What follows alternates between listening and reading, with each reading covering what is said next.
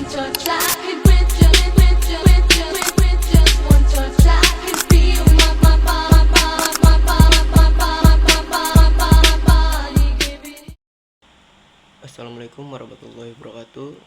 Saya akan menjelaskan tentang psikologi olahraga pertemuan kedua. Yang pertama itu hubungan psikologi olahraga dengan bidang kajian lain. Psikologi olahraga itu sebenarnya nggak berdiri sendiri. Ilmu ini punya hubungan erat dengan banyak bidang lain. Soalnya olahraga itu bukan cuma soal gerak badan, tapi juga melibatkan pikiran, tubuh, dan lingkungan sosial. Nah, A itu berhubungan dengan ilmu kesehatan. Psikologi olahraga berhubungan dengan kesehatan, terutama kesehatan mental dan fisik. Contohnya, orang yang rajin olahraga biasanya lebih sehat secara fisik. Tapi kalau mentalnya stres, performanya bisa turun. Jadi kesehatan fisik dan mental itu saling berkaitan. Nah, di sini juga ada hubungan dengan ilmu kepelatihan.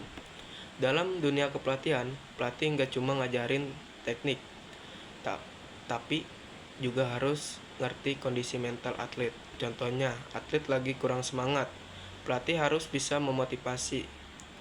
Yang kedua, atlet gugup, pelatih bantu nenangin. Jadi pelatih itu harus ngerti psikologi juga. Nah, yang C, hubungan dengan sosiologi. Olahraga juga berkaitan dengan kehidupan sosial. Contohnya kerjasama tim, hubungan antar pemain, dukungan dari penonton. Semua itu mempengaruhi mental pemain. Yang D, hubungan dengan pendidikan. Psikologi olahraga juga dipakai di sekolah. Contohnya guru olahraga bantu siswa biar percaya diri. Siswa diajarkan sportivitas dan disiplin. Jadi bukan cuma main tetapi juga belajar karakter. Yang E, hubungan dengan ilmu biologi. Biologi membahas tubuh manusia, sedangkan psikologi olahraga membahas pikiran. Contoh, saat capek, tubuh lelah biologi, tapi kalau mental kuat tetapi bisa lanjut, itu namanya psikologi. Nah, yang kedua, pendekatan dalam psikologi olahraga. Dalam psikologi olahraga ada beberapa cara atau pendekatan untuk memahami perilaku seseorang. Yang pertama, pendekatan kognitif. Pendekatan ini fokus ke pikiran, yang dibahas cara berpikir, terus cara mengambil keputusan, dan cara mengatasi tekanan. Contohnya, atlet berpikir, aku pasti bisa menang, jadi lebih percaya diri. Yang B, pendekatan behavioristik. Pendekatan ini fokus ke perilaku yang bisa dilihat, biasanya menggunakan latihan berulang, reward atau hadiah, hukuman ringan. Nah, contohnya, kalau latihan rajin dapat pujian, kalau malas ditegur. Yang C, pendekatan humanistik. Pendekatan ini melihat manusia sebagai individu yang punya potensi. Fokusnya pengembangan diri, kepercayaan diri, dan aktualisasi diri.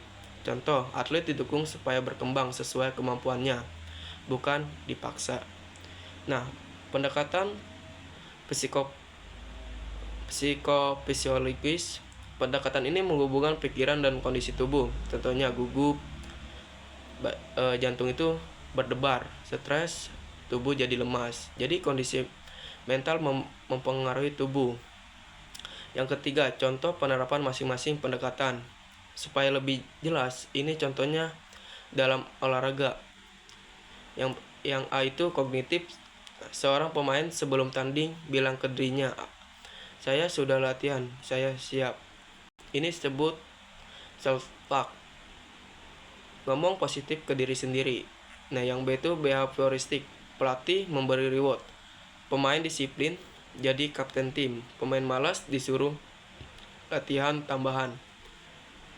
Ini bikin pemain terbiasa disiplin. Yang C, humanistik.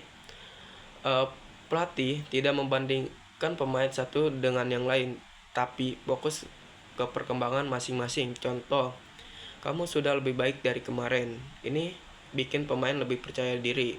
Nah, yang D itu psikofisiologis.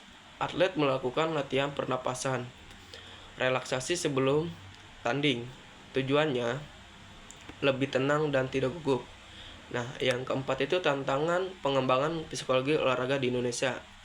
Di Indonesia, psikologi olahraga masih berkembang dan punya banyak tantangan. Yang tantangan internal dari dalam, kurangnya kesadaran. Masih banyak orang yang menganggap olahraga itu cuma fisik saja, padahal mental juga penting. Yang kedua, kurangnya tenaga ahli. Psikologi olahraga masih sedikit, jadi belum banyak yang bisa membantu atlet secara profesional. Yang ketiga, minim fasilitas. Tidak semua tempat latihan punya konselor, program latihan mental. Yang keempat, budaya mental kuat itu alam. Masih ada menganggap mental itu bawaan lahir, padahal mental bisa dilatih. Yang B, tantangan eksternal dari luar. Yang pertama, dukungan pemerintah masih terbatas.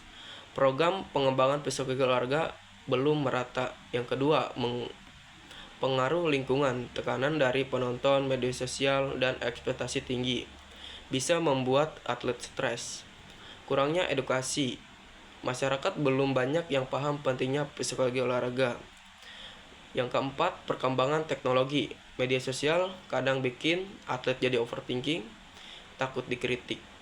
Nah, kesimpulan dari materi ini, psikologi olahraga itu penting banget karena berhubungan dengan banyak ilmu lain. Punyanya berbagi pendekatan untuk memahami manusia. Bisa diterapkan langsung dalam latihan dan pertandingan. Di Indonesia, psikologi olahraga masih punya banyak tantangan, tapi juga banyak peluang besar untuk berkembang.